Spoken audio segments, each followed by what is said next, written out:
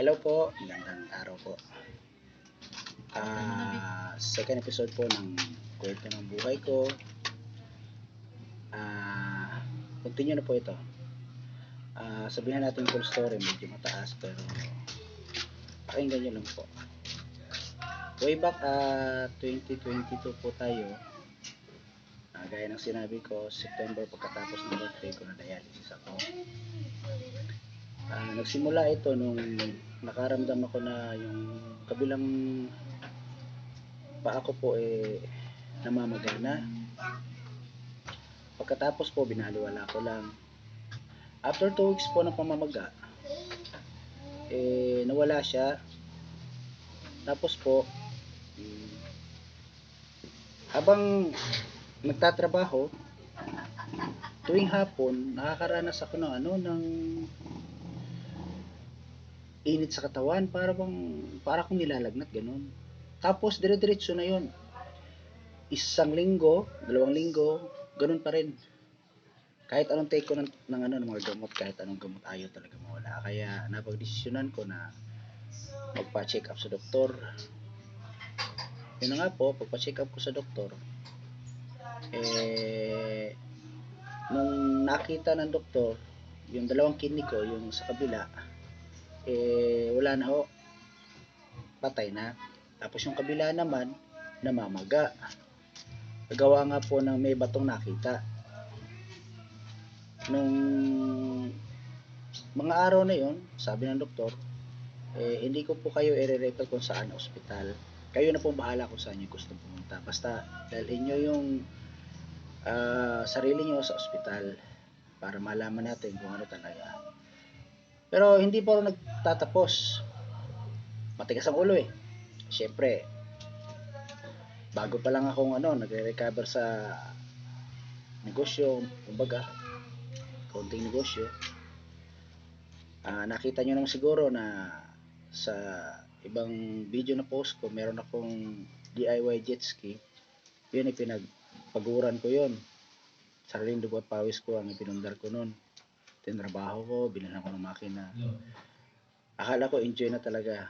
Tapos sa video na yun, makikita nyo na iniikutan ko yung fish cage, floating cage. Yun yung negosyo ko na bangusan dati.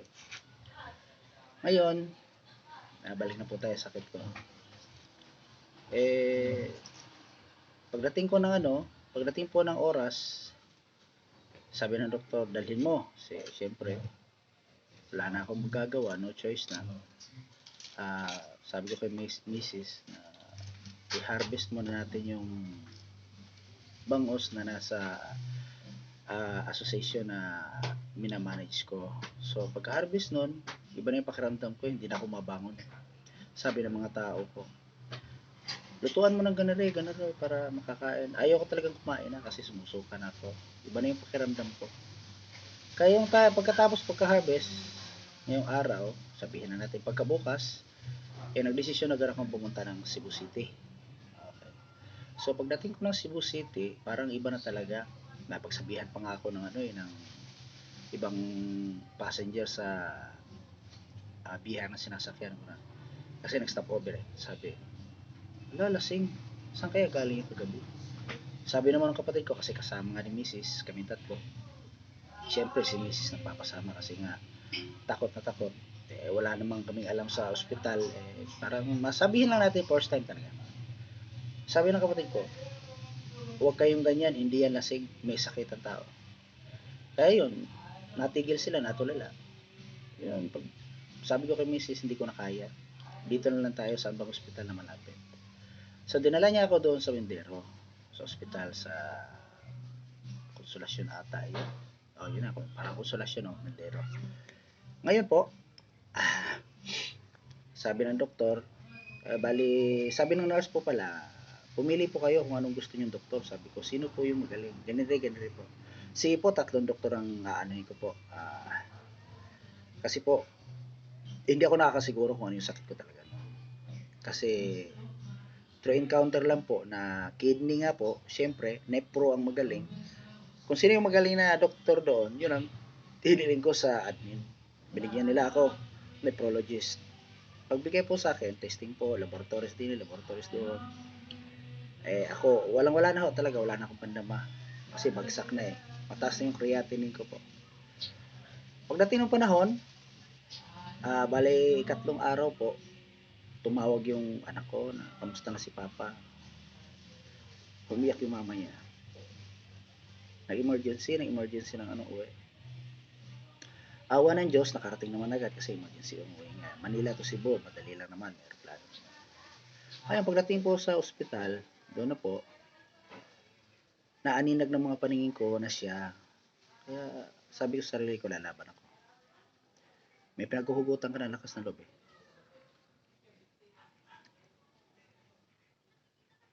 Pero nung time na yon, sabi ko sa sarili ko, kung kukunin niya na ako, pwede na siguro. Total, wala naman akong sabihin natin na meron naman akong tao na napagtapos kahit pa paano.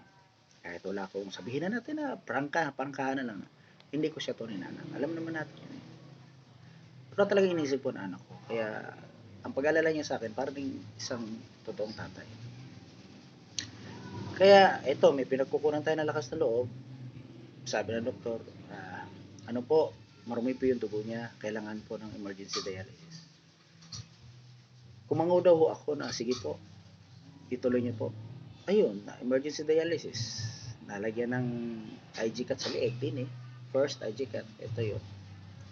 Pagkatapos,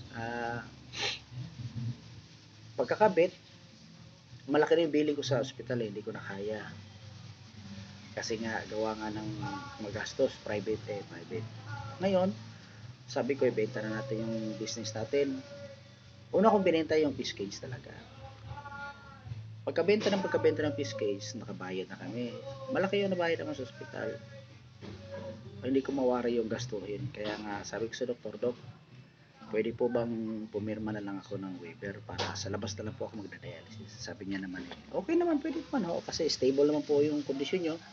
Doon na lang po kayo sa inyong lugar, sa Pugo City po. Sabi ko gano'n, okay, salamat po, Dok. Pumirma ho ako, nagbayad kami, tapos nauwi ko ng bahay. Pagdating mo sa bahay, doon na, syempre, hindi mo matanggap eh. Pagkatapos ng birthday mo, gano'n nangyari sa'yo. Pagka October nun, November, dialysis pa ako ng dialysis. Pagkatapos nun, nagpakabit ako ng fistula. Pagkabit ko ng fistula sa katawan ko, sa braso ko, sa kabila din yun. Gano'n. Bigla akong namatay. Hindi ko nag-function. Bali, ang nabayaran ko noon, sabihin na natin mga 28,000 ata o 30 pa. Parang ganun ho, kasi dala na yun ho sa travel expenses.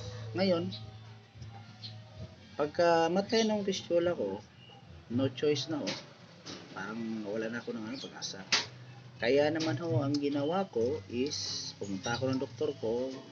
Bali, sabi ko, okay na po, function yung fistula ko. Pwede nyo na pong tanggalin yung IG cut. Kaya tinanggal yung IG cut ko, kasi gusto na ko nang mawala sana eh. Parang, yung sa una, may pinaghuhugutan ka, mabuhay ka, tapos binigyan ka ulit ng ibang trial na another gastusin na naman, kaya parang gusto ko nang bumitaw, gano'n. Awa naman ng Diyos, pagbitaw ko, nakasurvive ako ng 7 months. Umabot ako ng 2023, ano yun, mga bulan sa June, mga ganun, June. Tapos, lumubo yung tiyan ko. Hindi ko na-expect. Sabi naman ng asawa ko, ano bang gusto mo? Gusto mo na bang mamatay? Sabi ko, gusto ko na magpahinga. Iyak na iyak yung asawa ko. Sa awa ko, sige. Dahil hindi ko makakalimutan yun, araw ng Biyernes. Biyernes nga, pero gabi siya. Galing ho ng alas 9 hanggang alas 11, suka na ho ako ng suka. Hindi na ako kumakain, wala nang putol yung suka ko. Halos wala ka nang may lalabas na laway, tsaka iba na talaga yung pakiramdam ko. Kaya sabi ko, Mrs. sige, dalhin mo na ako sa ospital. Kaya mawala ako, kaya sige, survive ko para sa'yo. Meron naman ako pinaghuhugutan ng lakas na loob. Siyempre, partner mo. Ngayon,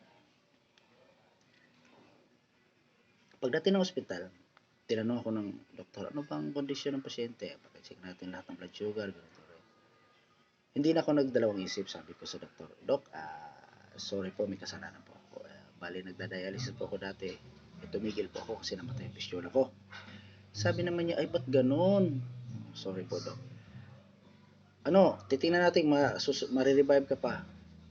Doon na, Biyernes, bali, kinabitan ako ng dextrose, mga madaling araw na.